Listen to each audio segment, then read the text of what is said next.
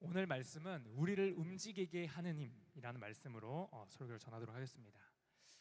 사랑에는요, 아주 특별한 특징이 하나가 있습니다.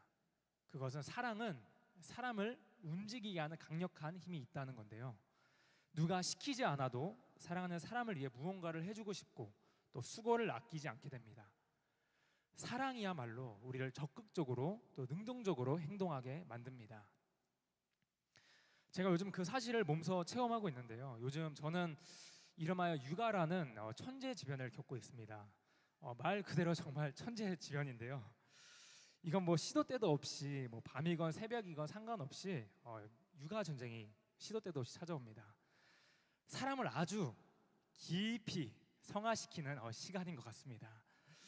참 말로 표현할 수 없는 이 행복한 시간이라 생각이 또 드는데요, 저는 이 육아 전쟁을 하면서 확실한 결론을 하나 내리게 됩니다.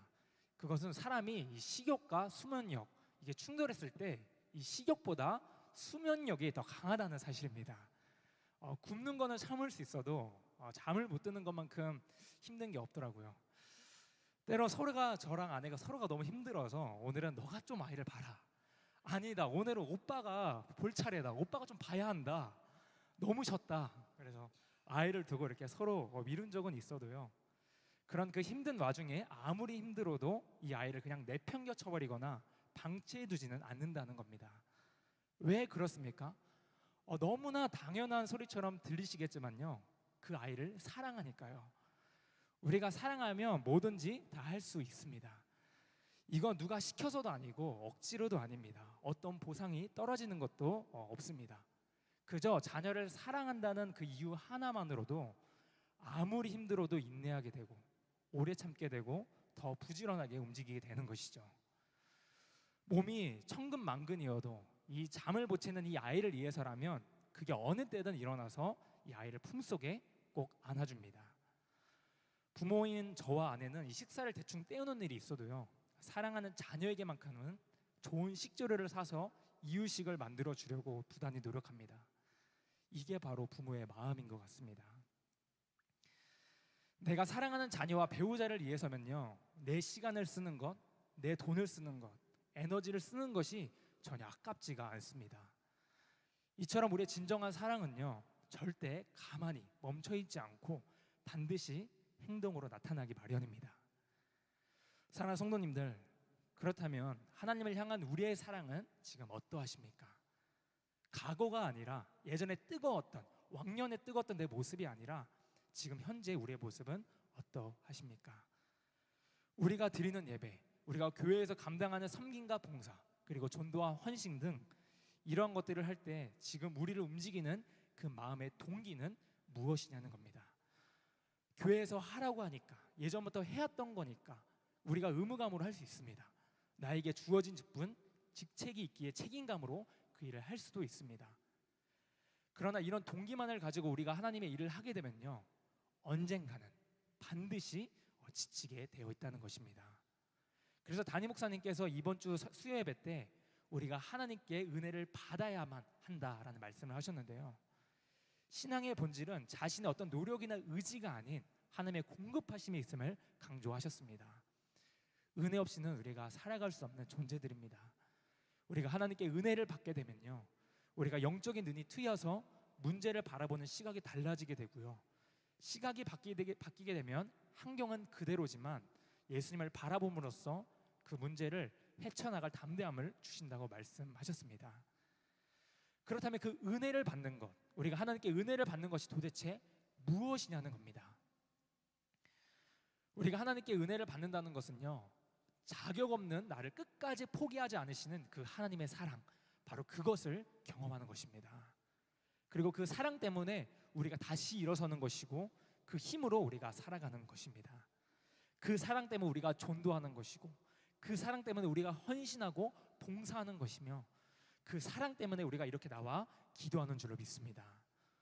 오늘 말씀을 통해 우리를 움직이게 만드는 그 은혜의 본질을 다시 잡는 시간이 되었으면 좋겠습니다.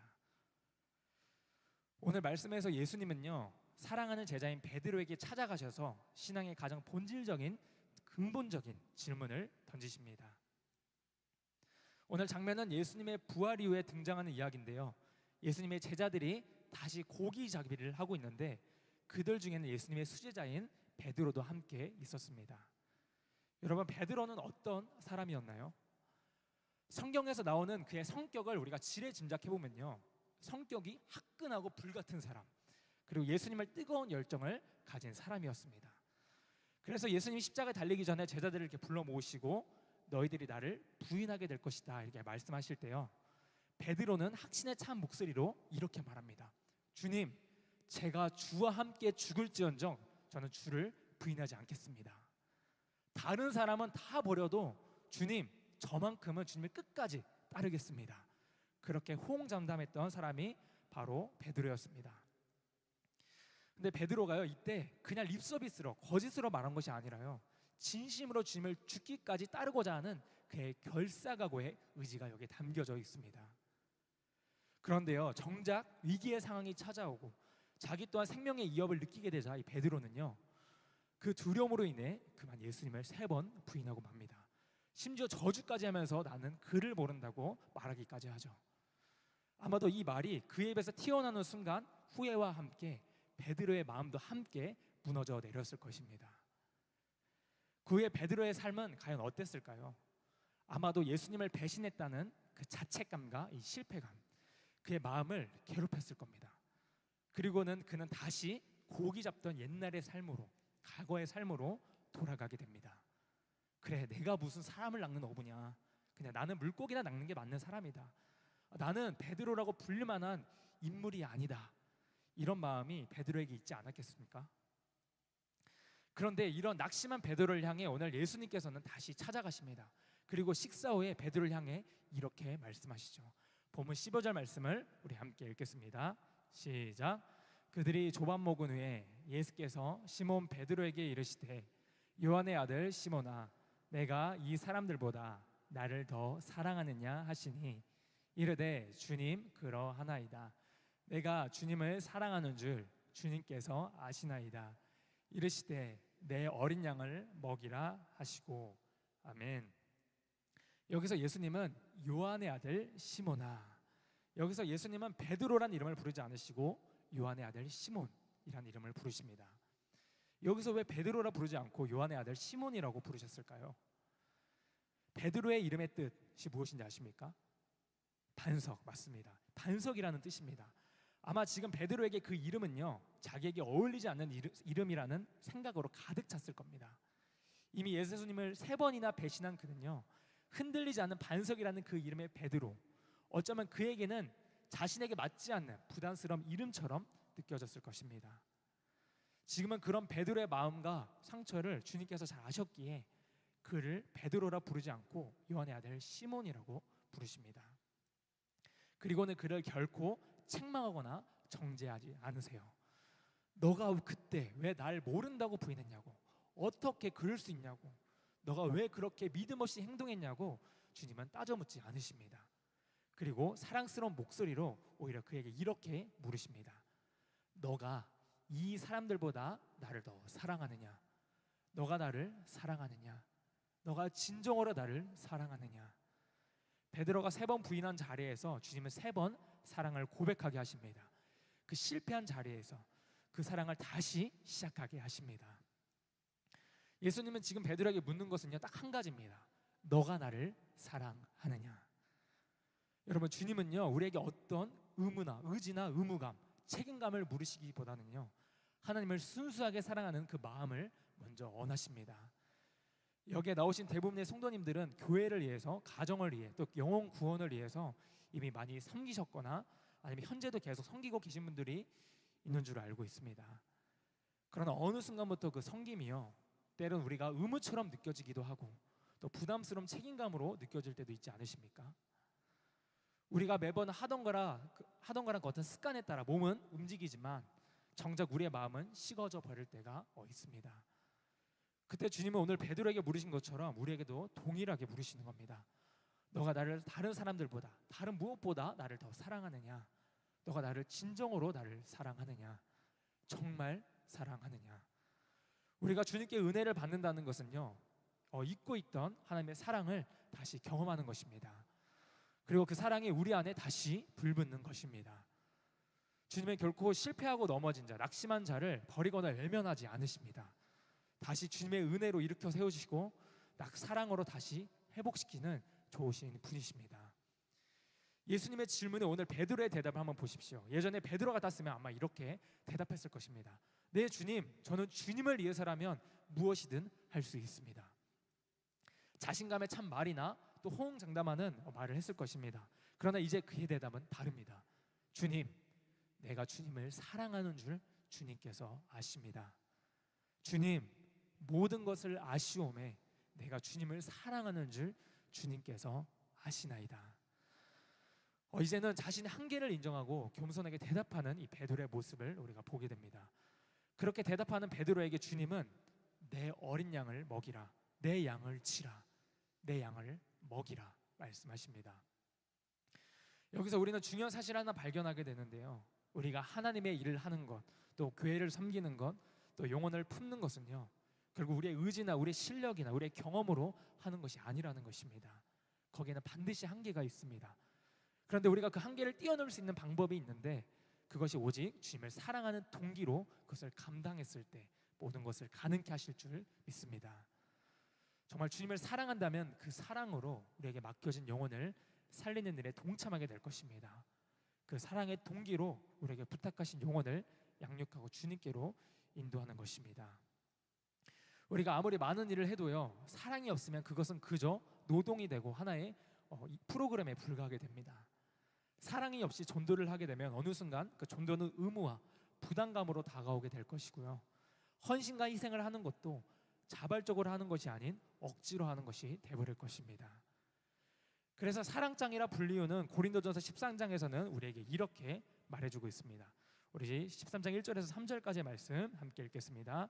시작. 내가 사람의 방언과 천사의 말을 할지라도 사랑이 없으면 소리나는 구리와 울리는 꽹가리가 되고, 내가 예언하는 능력이 있어 모든 비밀과 모든 지식을 알고 또 산을 옮길 만한 모든 믿음이 있을지라도 사랑이 없으면 내가 아무것도 아니요, 내가 내게 있는 모든 것으로 구제하고 또 내 몸을 불사르게 내줄지라도 사랑이 없으면 내게 아무 유익이 없느니라. 아멘. 그러나 우리가 예수님을 향한 그 사랑이 회복되어지면요, 우리 주변에 영혼들이 보이기 시작합니다.